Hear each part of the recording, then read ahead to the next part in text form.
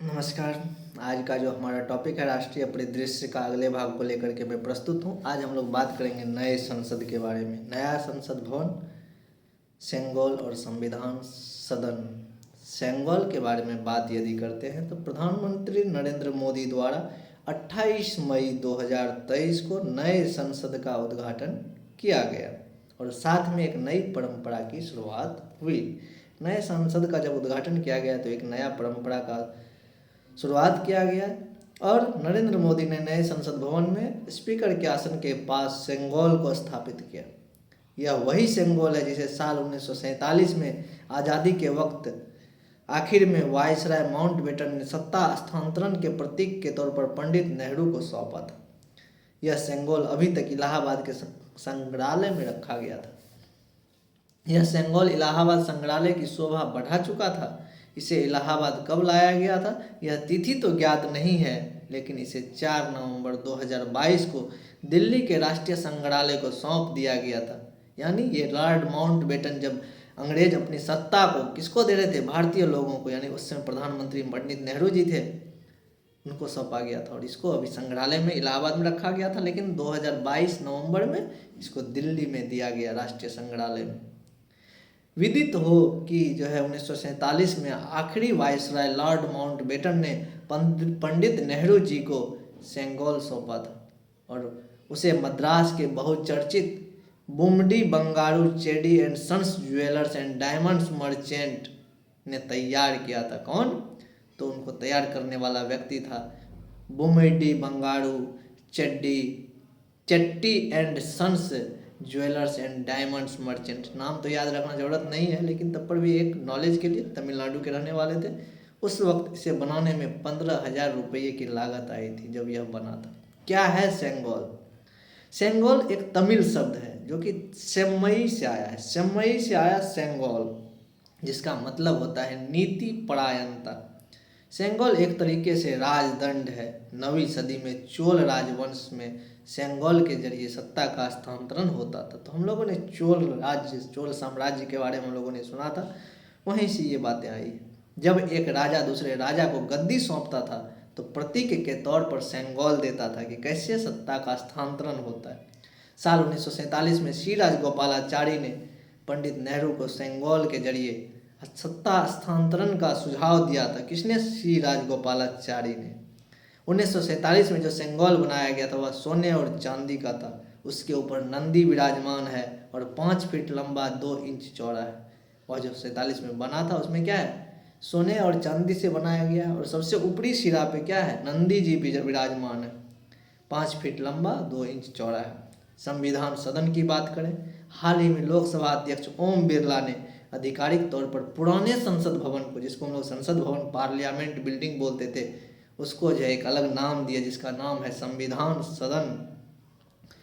यह नामांकन सदस्यों के एक नए परिसर में स्थानांतरण के बाद किया गया। लोकसभा सचिवालय द्वारा एक आधिकारिक सूचना दिया गया जिसमें यह बताया गया कि पुराने संसद भवन को अब हम लोग संविधान सदन के नाम से जाना जाएगा। ऐतिहासिक महत्व की बात करें तो पुराने संसद भवन का नाम बदलने का ऐतिहासिक महत्व है जो भारतीय संविधान के निर्माण में इसकी भूमिका को दर्शाता है।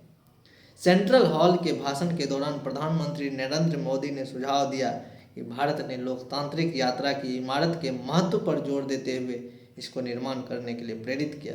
उल्लेखनीय है कि पुराना संसद भवन 9 दिसंबर 1946 से 24 जनवरी 1950 तक संविधान सभा के नए सत्र के स्थल के रूप में कार्य करता था, जिसके दौरान भारतीय संविधान का मसौदा तैयार किया गया था। इसने भारत के संविधान ढांचे और लोकतांत्रिक सिद्धांतों को आकार देने में महत्वपूर्ण योगदान निभाया था। इसीलिए इनका नाम संविधान सदन रखा गया। अब जो हमारा अगला टर्म है, हमने सेंगोल के बारे में जान लिया।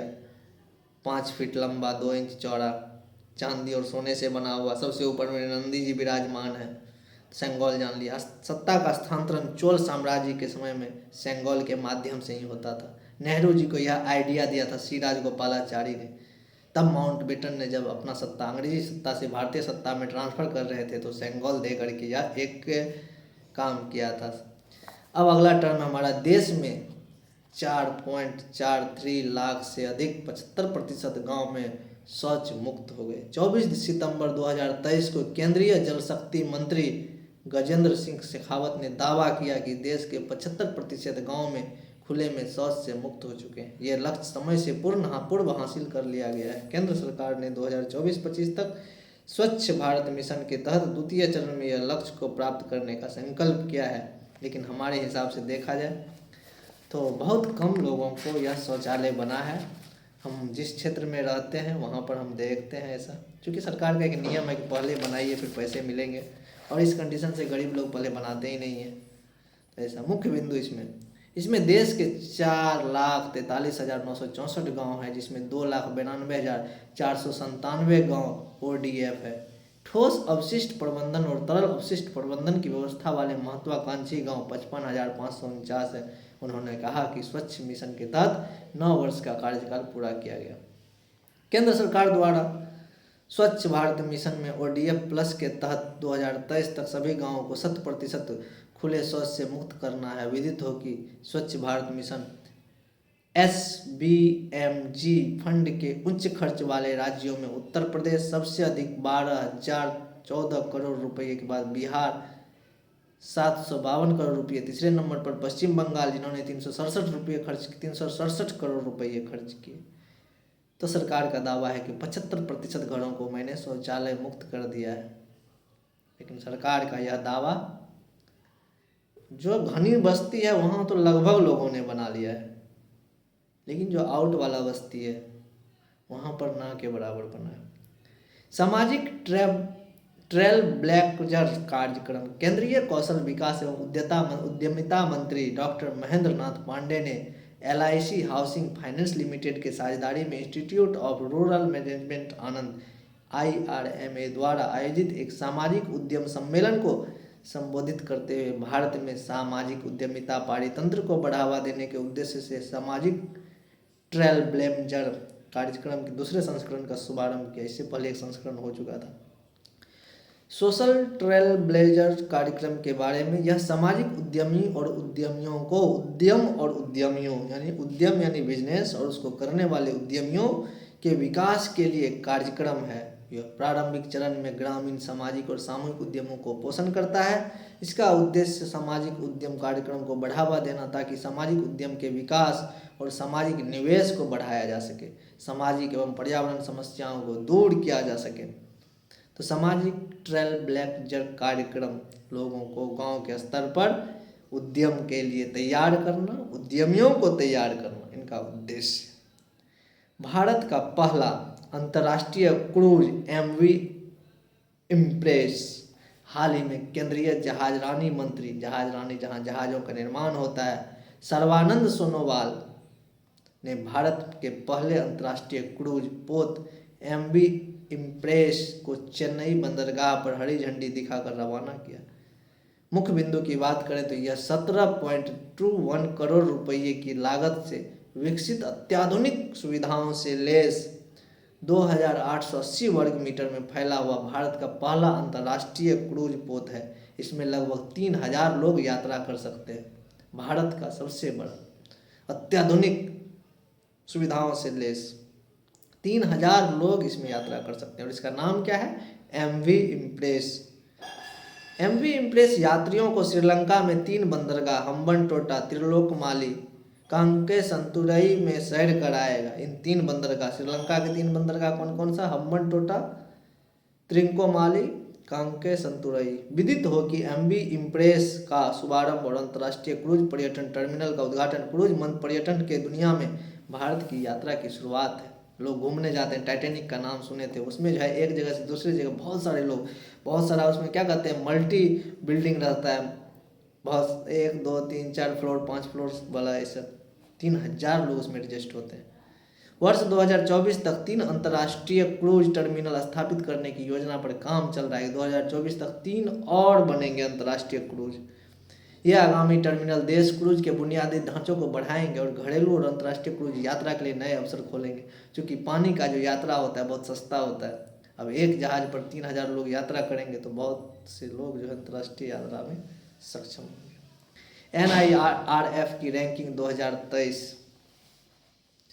5 जून 2023 को राष्ट्रीय संस्थागत रैंकिंग फ्रेमवर्क NIRF द्वारा वर्ष 2023 के लिए रैंकिंग की घोषणा की गई, जिसमें भारत के विभिन्न शैक्षणिक संस्थानों की उत्कृष्टता और उपलब्धियों के लिए प्रस्तुत किया गया। ये जो NIRF की रैंकिंग है, यह शैक्षणिक संस्थानों की रैंकिंग करता है। उल्लेखनीय है कि भारतीय प्रौद्योगिकी संस्थान, जिसको IIT बोलते हैं, मद्रास ने लगातार 5वें वर्ष समग्र रैंकिंग में शीर्ष स्थान प्राप्त किया, जबकि भारतीय विज्ञान संस्थान IISc बेंगलुरु को सर्वश्रेष्ठ विश्वविद्यालय के रूप में चुना गया। NIRF यूनिवर्सिटी रैंकिंग 2023 के अनुसार भारत के टॉप 5 विश्वविद्यालयों की सूची में कौन कौन है? Indian institute of science Bengaluru, Jawahar Nehru विश्वविद्यालय जिसको हम लोग क्या बोलते हैं, JNU नई दिल्ली, ये भी है। जामिया मिल्ला इस्लामिया नई दिल्ली, दिल्ली में है। जायदपुर विश्वविद्यालय कोलकाता, बनारस हिंदू विश्वविद्यालय बनारस, इन लोगों को भी रैंकिंग प्राप्त हुआ है।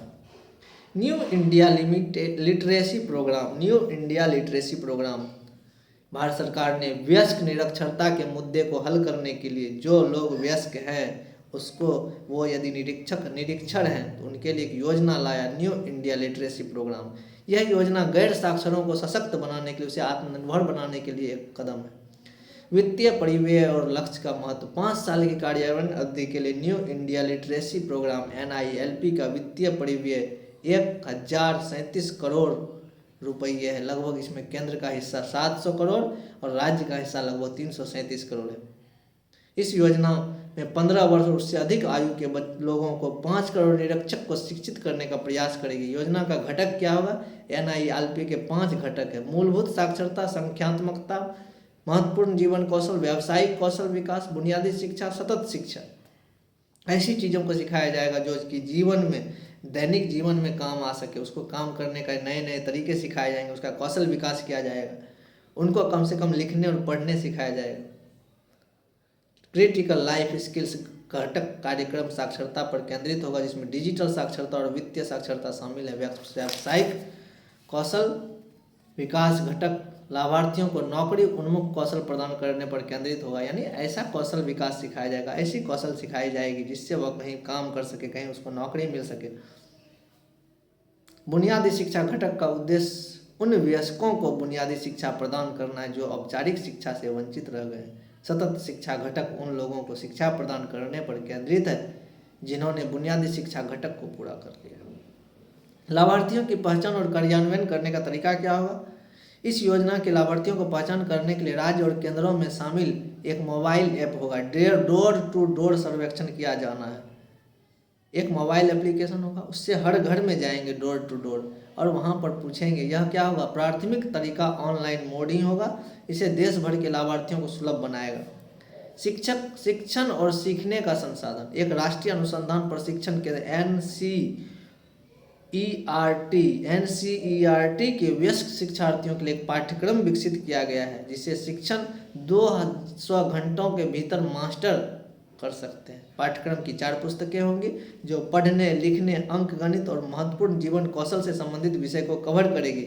यानी 4 पुस्तकें होगी, 200 घंटे का क्लास होगा। स्वयंसेवी संचालित योजना होगी। NILP योजना एक स्वयंसेवी संचालित योजना जिसका उद्देश्य होगा गैर साक्षर व्यक्तियों को पढ़ाने के लिए देश भर में स्वयं सेवकों को जुटाना है। एक टीम बनेगी और वह टीम जा करके ऐसे व्यक्तियों को पढ़ाएगी कि जो कि वयस्क है और निरक्षर है। 10 लाख शिक्षकों को भी प्रशिक्षित करना हो जो इनमें भाग लेंगे, जो कि वयस्क लोगों को पढ़ाएंगे। यहाँ तक की बातें हो गई और ये विषय वस्तु समझ में आ रहा है तो कमेंट अवश्य करें। यदि कहीं त्रुटि हो तो उनके लिए भी आप जरूर मुझे टोकेंगे। भारतीय प्रधानमंत्री की ग्रीस यात्रा, अगस्त 2023 में 40 साल के लंबे अंतराल के बाद भारतीय प्रधानमंत्री नरेंद्र मोदी ने ग्रीस की यात्रा की। 40 साल बाद। इस दौरान प्रधानमंत्री नरेंद्र मोदी को ग्रीस के PM ने the grand cross of the order of honour से सम्मानित किया। The grand cross of the order of the honour से सम्मानित किया प्रधानमंत्री नरेंद्र मोदी को। किसने?